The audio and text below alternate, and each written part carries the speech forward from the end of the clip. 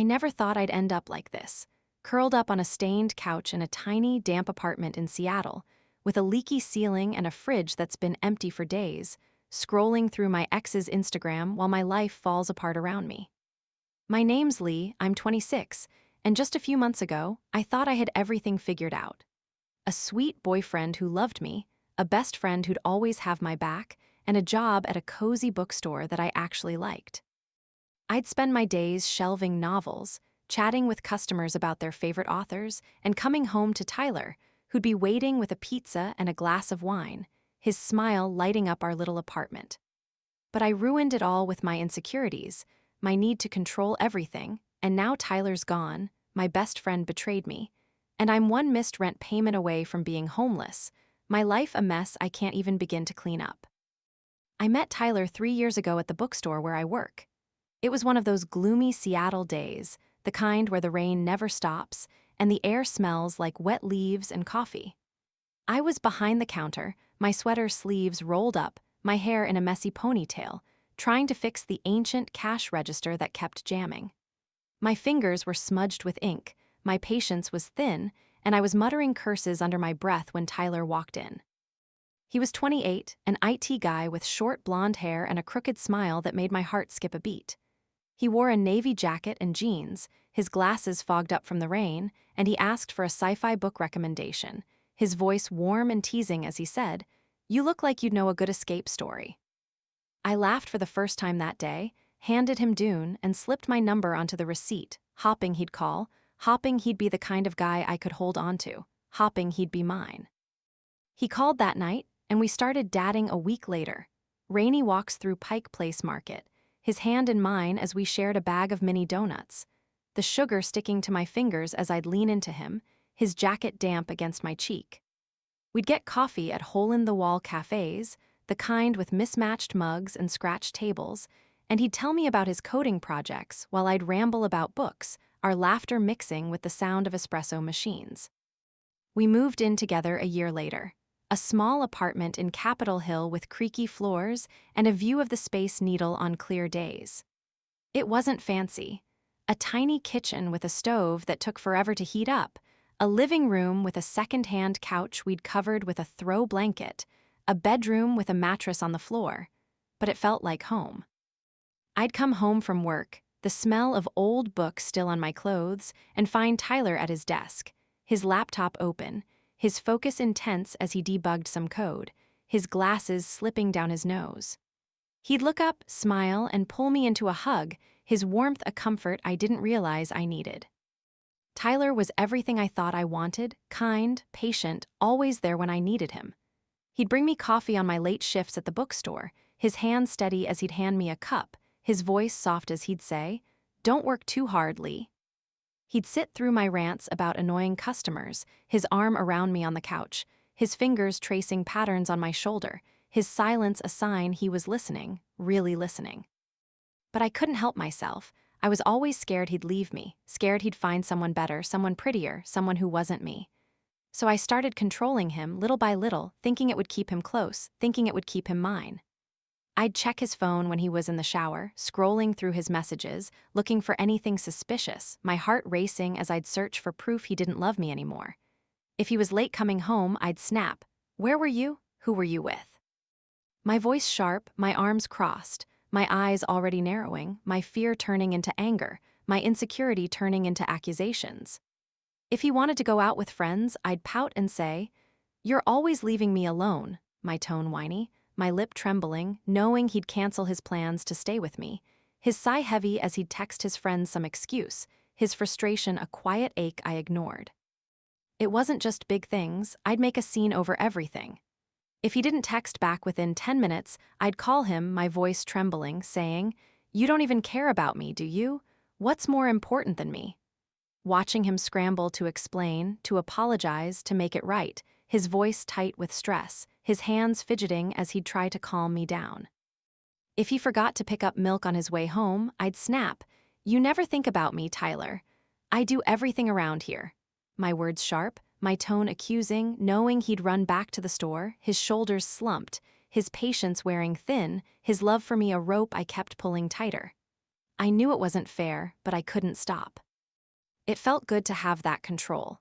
To know I could make him do what I wanted, to know I could keep him where I wanted him, to know I could keep him mine, even if it meant hurting him, even if it meant breaking him, even if it meant breaking us. Tyler tried to talk to me about it a few times, his voice calm but firm, his hands in his pockets as he'd stand in the doorway of our bedroom, his brow furrowed with concern. "Lee, I can't keep doing this," he'd say, his eyes searching mine, his tone serious but gentle. "You're always checking my phone, always accusing me of things I didn't do. I love you, but this isn't healthy for either of us. We need to work on this or it's going to destroy us." I'd brush him off, my tone sharp, my defenses up, my guilt a quiet ache I refused to face. "You're overreacting, Tyler," I'd snap, rolling my eyes, my arms crossed, my voice dripping with irritation.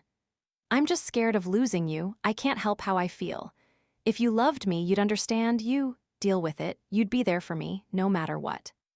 He'd sigh, his shoulders slumping, his silence a sign he was giving in, and I'd take it as a win, thinking I'd always come out on top, thinking I'd always have him, thinking I'd always win, not realizing I was pushing him further away with every accusation, every fight, every game I played, not realizing I was setting myself up for a fall I couldn't stop, a fall I couldn't survive, a fall I didn't see coming. It was a chilly Saturday morning, the kind of day where the Seattle fog hangs low and the air smells like rain and pine. Tyler had left early for a work meeting, his laptop bag slung over his shoulder, his goodbye kiss quick and distracted, his eyes avoiding mine as he'd said, "I'll be back by noon, Lee, don't worry." But I was worried. Something felt off, his voice was too casual, his movements too rushed, his smile too forced, his energy too distant, his everything too wrong. I couldn't shake the feeling that he was hiding something, that he was lying to me, that he was slipping away, that he was already gone, that he was already someone else. So when he left, I grabbed his car keys from the kitchen counter, my hands trembling, my heart racing, my mind buzzing with suspicion, my need to know outweighing everything else, my need to control outweighing my trust, my need to find something outweighing my love. I went down to the parking lot, the cold air biting at my skin, my sneakers splashing in puddles as I walked to his beat-up Honda Civic, the one we'd taken on road trips to the coast, the one we'd kissed in under the stars, the one I thought was ours, the one I thought was safe, the one I thought was mine. I unlocked the door, slid into the passenger seat, and started looking, my hands shaking, my breath shallow, my eyes darting around, searching for anything that would prove I was right, anything that would prove I wasn't crazy, anything that would prove he was wrong. I checked the glove compartment, nothing but old receipts and a pack of gum. I checked under the seats, nothing but a crumpled coffee cup and some loose change. I was about to give up, my chest tight with a mix of relief and frustration, when I saw it.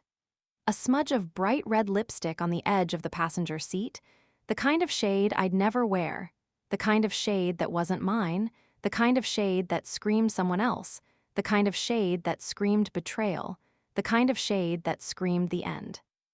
My heart stopped, my breath caught in my throat, my mind a whirlwind of shock and disbelief. Lipstick? In Tyler's car? On the seat where I'd sat 100 times, where we'd laughed, where we'd shared fries from a drive-thru, where we'd planned our future, where I thought we were us. I reached down, my fingers trembling, and found something else. A delicate silver hairpin, the kind I'd never use, the kind that wasn't mine, the kind that belonged to someone else, the kind that confirmed everything I'd feared, the kind that shattered everything I'd believed, the kind that broke everything I'd had. I sat there, staring at the lipstick smudge, the hairpin in my hand, my tears falling onto the seat, my world crumbling around me, my trust in Tyler crumbling with it, my love for him crumbling with it, my everything crumbling with it. I waited for Tyler to come home, the lipstick smudge and hairpin burning a hole in my pocket, my anger building, my hurt building, my betrayal building, my need for answers building, my need for a fight building, my need for the truth building. He walked in at 12:15, his jacket damp from the rain, his glasses fogged up, his smile fake as he said, "Hey, babe, sorry I'm late, meeting ran long." I didn't let him finish. I stood up, my hands shaking, my voice loud, my tears already falling, my emotions a storm I wanted him to feel, a storm I wanted him to drown in, a storm I wanted him to break under. "Who is she, Tyler?" I shouted, holding up the hairpin, my voice cracking, tears streaming down my face, my chest heaving, my body trembling with rage, with hurt, with betrayal. "Whose lipstick is this? Whose hairpin is this? Who were you with? Don't lie to me. I found them in your car. I know you're cheating on me. I know you're lying to me. I know you don't love me. I know you've been with someone else. I know you've been breaking me. I know you've been destroying me." Tyler's face changed, his smile fading, his eyes darkening, his jaw tightening, his hands still at his sides, his silence heavy, his guilt a weight I could feel, a weight I could see, a weight I could hate. "Lee, I can explain," he started, his voice low, his words careful, his tone a lie I didn't want to hear, a lie I couldn't believe, a lie I wouldn't accept. "I don't want your explanations." I screamed, throwing the hairpin at him, watching it bounce off his chest, watching it fall to the floor, watching my world fall with it, watching my heart fall with it, watching my love fall with it. "I want the truth, Tyler. Who is she? How long has this been going on? How long have you been lying to me, betraying me, breaking me, replacing me, destroying me?"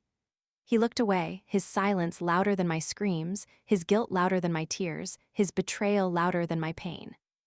And then he said the words that shattered me, the words that broke me, the words that ended me. "It's Kelly," he said, his voice flat, his eyes meeting mine, his confession a knife to my heart, a knife to my soul, a knife to my everything. "Your best friend.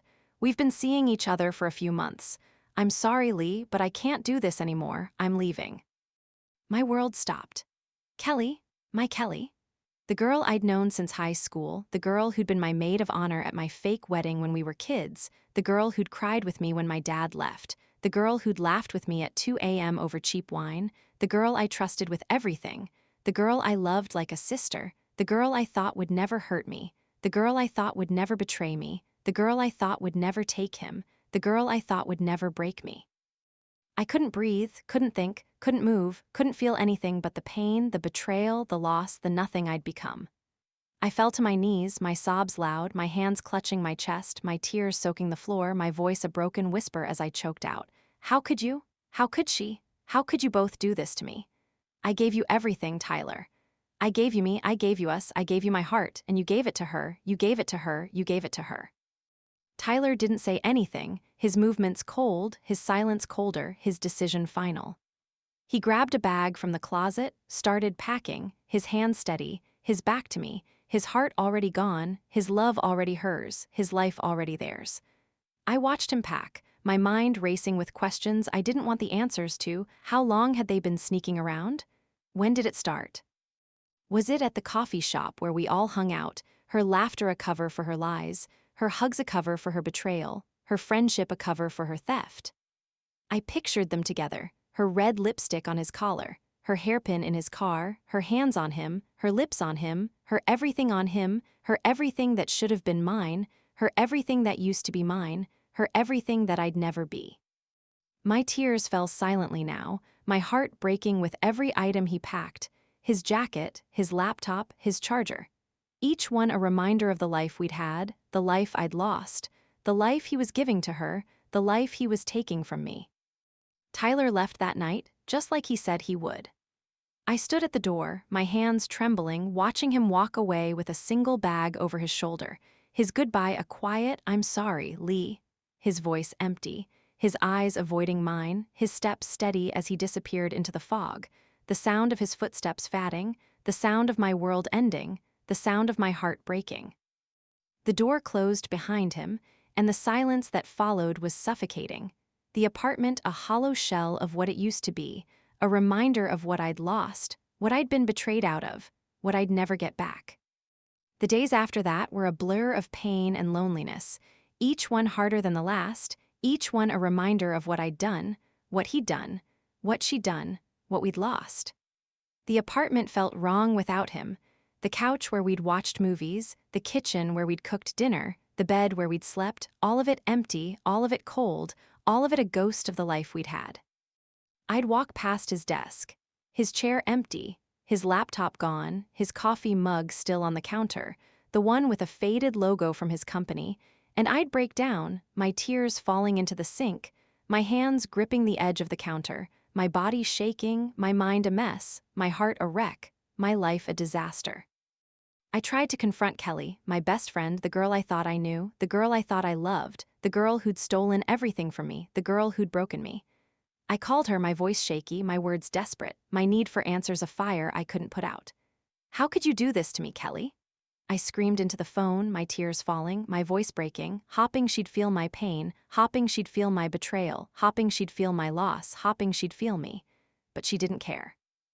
"You were suffocating him, Lee," she said, her voice cold, her words sharp, her tone a slap in the face, a dagger to my heart, a nail in my coffin. "Tyler needed someone who didn't control his every move, someone who made him happy, someone who wasn't you. I'm sorry, but I love him and he loves me. You need to let him go, you need to let us go." She hung up, her words echoing in my head, her betrayal echoing in my heart, her theft echoing in my soul, her everything echoing in my nothing. My friends started pulling away, tired of my drama, tired of my tears, tired of me, tired of the mess I'd become. I'd text them, begging for support, my fingers shaky, my words frantic, my need for them a lifeline I thought they'd throw. "I just need someone to talk to," I'd write, my phone screen smudged with tears, my heart racing, hoping they'd reply, hoping they'd care, hoping they'd be there like they used to be, like I thought they'd always be. But they didn't answer, didn't text back, didn't show up, didn't care, didn't want me, didn't have room for me in their lives anymore, not after everything I'd done, not after everything I'd said, not after everything I'd become. "You're too much, Lee," one friend replied, her message harsh, her tone final, her rejection a wound I couldn't heal, a wound I'd have to carry, a wound I'd have to bear.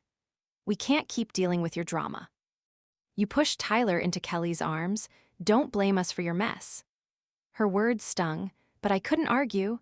I'd been a mess for too long, always crying, always complaining, always making everything about me, always dragging them into my chaos, always expecting them to fix it, even when I didn't deserve it. I lost my job at the bookstore a week later, my behavior spiraling out of control, my emotions a storm my coworkers couldn't handle, my drama a burden my boss wouldn't tolerate, my tears a weapon that didn't work anymore. I'd show up late, my eyes red from crying, my hands shaky, my focus gone, my sweater wrinkled, my hair a mess, my smile non-existent, my attitude a problem, my presence a liability. I'd snap at customers, misplace books, forget to ring up sales, my hands trembling as I'd try to fix my mistakes, my mind elsewhere, my heart elsewhere, my life elsewhere, my everything elsewhere. "You're not yourself anymore, Lee," my boss said, her voice firm, her eyes cold, her arms crossed as she stood in the back room, her decision made, her words a final blow to the life I'd had, the life I'd lost, the life I'd ruined. "I'm sorry, but we have to let you go." I left the bookstore that day, my apron in my hand, my tears falling, my future uncertain, my income gone, my stability gone, my purpose gone, my life a mess I couldn't fix. Without a job, I couldn't afford the apartment.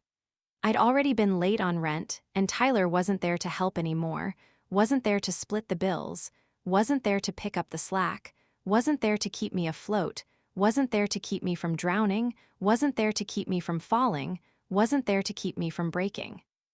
The landlord gave me a week to move out, his voice harsh over the phone, his words final. "You're out, Lee. I can't keep waiting for you to pay, I can't keep dealing with this, I can't keep giving you chances." I spent that week packing what I could into a suitcase, leaving behind the life I'd built with Tyler, the memories we'd made, the dreams we'd shared, the couch we'd bought together, the mugs we'd picked out, the photos we'd hung on the walls, the life we'd lived, the love I thought we'd had, the future I thought we'd planned. I moved into a tiny, damp apartment on the edge of the city, the kind of place with a leaky ceiling, a stained couch, and a fridge that hummed too loud. The kind of place where the walls were thin, the heat barely worked, the air smelled like mold, the kind of place I never thought I'd end up. The kind of place that felt like a prison, the kind of place that felt like the end. Meanwhile, Tyler and Kelly were thriving, their lives a stark contrast to mine, their happiness a knife to my heart. I'd see their posts online, Tyler's IT career was taking off, and Kelly, a freelance graphic designer, was working with him on projects. I found their Instagram accounts late at night, scrolling through their profiles at 3 a.m., my tears falling onto my cracked phone screen as I clicked on their photos. They moved into a trendy loft downtown, the kind of place with polished concrete floors and string lights, the kind of place we'd dreamed of living in together, the kind of place I'd never see, the kind of place I'd never deserve. I saw pictures of them at fancy restaurants, his arm around her, her head on his shoulder, her red lipstick a reminder of my betrayal, her smile a reminder of my loss, their happiness a reminder of my nothing, their love a reminder of my emptiness, their everything a reminder of my nothing. The worst part, I found out my other friends knew about their affair. My friend Mia, who I thought was on my side, had liked one of Kelly's posts, a photo of her and Tyler on a rooftop bar, captioned "Found my forever." Mia had known, and she hadn't told me, hadn't warned me, hadn't cared enough to let me know I was being betrayed, being replaced, being erased. I texted her, my fingers shaking, my words a mess of anger and hurt. "You knew about Tyler and Kelly, and you didn't tell me. What kind of friend are you?" She replied hours later, her message cold, her words a slap in the face. "You were a mess, Lee. We all saw this coming. You drove him away. Don't blame me for your drama." Her words cut deeper than anything Tyler had said, deeper than anything Kelly had done, deeper than anything I'd felt, deeper than anything I'd ever known. I'd sit in my new apartment, the cold seeping through the thin walls, the sound of the city a distant hum, the leaky ceiling dripping into a bucket, the smell of mold filling the air, the weight of my loneliness pressing down on me, the weight of my betrayal crushing me, the weight of my failure breaking me.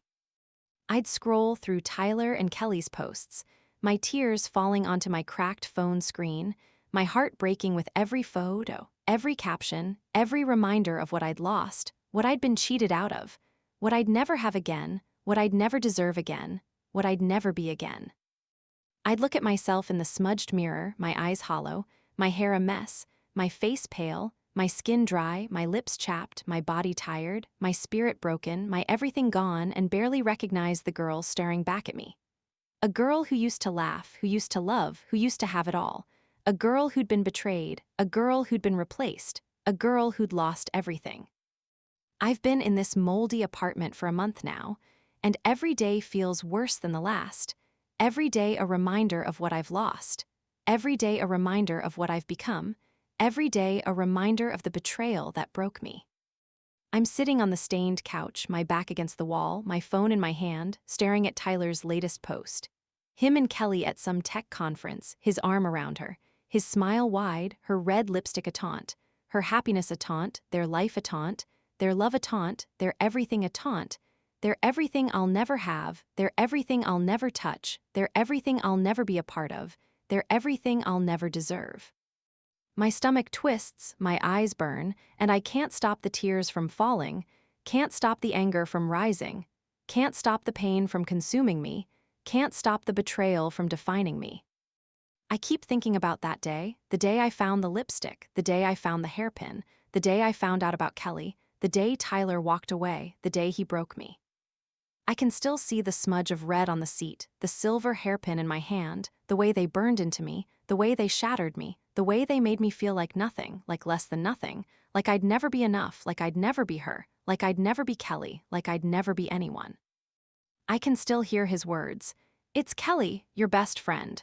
The way they sliced through me, the way they destroyed me, the way they made me feel like I'd been stabbed, like I'd been erased, like I'd been replaced, like I'd been nothing, like I'd been nothing, like I'd been nothing. I can still see the way he packed his bag, the way he didn't even look at me, the way he didn't even care that he'd been cheating on me, that he'd been lying to me, that he'd been betraying me, that he'd been breaking me, that he'd been replacing me, that he'd been erasing me. And Kelly, my Kelly, the girl I trusted most, the girl I thought would always be there, the girl I thought would always have my back. She knew what she was doing, knew she was stealing him, knew she was breaking me, and she didn't care, didn't stop, didn't think about me, didn't think about us, didn't think about the years we'd spent together, the secrets we'd shared, the love we'd had, the friendship I thought we'd had, the everything I thought we'd had. She took him, took my life, took my love, took my everything and left me with nothing, left me to hurt, left me to break, left me to fall, left me to lose, left me to be this, left me to be nothing. And my friends, Mia, the one I thought would always be honest, the one I thought would always care. She knew about them, knew about their affair, knew about their love, and she didn't tell me, didn't warn me, didn't care enough to save me from the betrayal, from the pain, from the loss, from the nothing I've become. She liked their stupid posts, smiled at their stupid pictures, cheered for their stupid love, while I was here, falling apart, breaking apart, losing everything, losing myself, losing me. But instead of looking at myself, instead of seeing what I did wrong, I point the finger at them, at Tyler, at Kelly, at Mia, at everyone who let me down, who betrayed me, who broke me. If Tyler hadn't cheated on me, I wouldn't be here.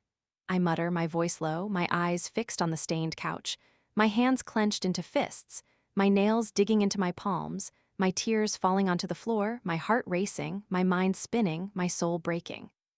He should have been honest, should have told me, should have cared enough to fight for us, to stay with me, to love me, not her, not Kelly, not someone else, not anyone else. He should have chosen me, should have wanted me, should have needed me, should have loved me, not her, not her, not her. And Kelly, she was supposed to be my friend, supposed to protect me, supposed to care about me, not stab me in the back, not steal my boyfriend, not destroy my life, not leave me to drown in this mess, in this pain, in this nothing. And Mia, she was supposed to tell me, supposed to warn me, supposed to save me, not cheer for my betrayal, not cheer for my replacement, not cheer for my loss. They all betrayed me, Tyler, Kelly, Mia, everyone. They're the reason I'm here, not me, not my actions, not my choices. I know I'm wrong, deep down, but I can't admit it, can't face it, can't let myself see the truth. That I pushed him away, that I drove my friends off, that I gave Tyler every reason to look for someone else, that I ruined my own life with my insecurities, my control, my need to have everything my way.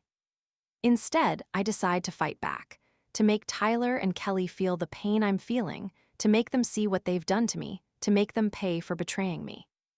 I open my phone, my hands shaking, my battery at 4%, my screen cracked, my fingers trembling, my heart racing, my mind buzzing, and start typing a message to a mutual friend who works at Tyler's company, my words sharp, my tone desperate, my plan a last-ditch effort to ruin them. I have screenshots of Tyler and Kelly's messages. I write, my fingers flying across the screen, my anger pouring out, my pain pouring out, my hurt pouring out, my betrayal pouring out. They were sneaking around behind my back for months while we were still together, while I was still his girlfriend, while I was still her best friend, while I was still me. I'm going to send them to everyone at his company, to his boss, to his clients, to everyone who thinks he's a good guy, to everyone who thinks she's a good person, to everyone who thinks they're perfect, to everyone who doesn't know the truth, to everyone who doesn't know what they did, to everyone who doesn't know how they hurt me, how they broke me, how they betrayed me. They'll see who he really is, who she really is, what they really did, how they really destroyed me. They'll pay for this. They'll pay for what they did to me, they'll pay for what they took from me, they'll pay for what they made me, they'll pay for making me nothing. I hit send, my heart racing, my mind buzzing with a mix of hope and rage. Thinking maybe this will work, maybe they'll hurt, maybe they'll feel what I feel, maybe they'll see what they've done, maybe they'll regret it, maybe they'll come back, maybe they'll apologize, maybe they'll fix it, maybe they'll fix me, maybe they'll make it right, maybe they'll make me something, maybe they'll make me again. But deep down, I know it won't change anything. No, I've lost them for good. No, I've lost everything because of my own actions. No, I have no one to blame but myself. No, I have no one to hurt but myself. No, I have no one to break but myself. No, I have no one to lose but myself. No, I have no one to be but myself. No, I have no one to be but this. No, I have no one to be but nothing. I set my phone down, my tears falling onto the cracked screen, and stare at the wall, the leaky ceiling dripping into the bucket, the sound of the city a distant hum, the cold seeping through the thin walls, the smell of mold filling the air, the weight of my loneliness pressing down, the weight of my betrayal crushing me, the weight of my failure breaking me, and wonder if I'll ever find a way out of this mess, wonder if I'll ever learn, wonder if I'll ever change, or if I'm doomed to keep making the same mistakes. Over and over, until there's nothing left to lose, until there's nothing left to break, until there's nothing left to hurt, until there's nothing left to feel, until there's nothing left to be.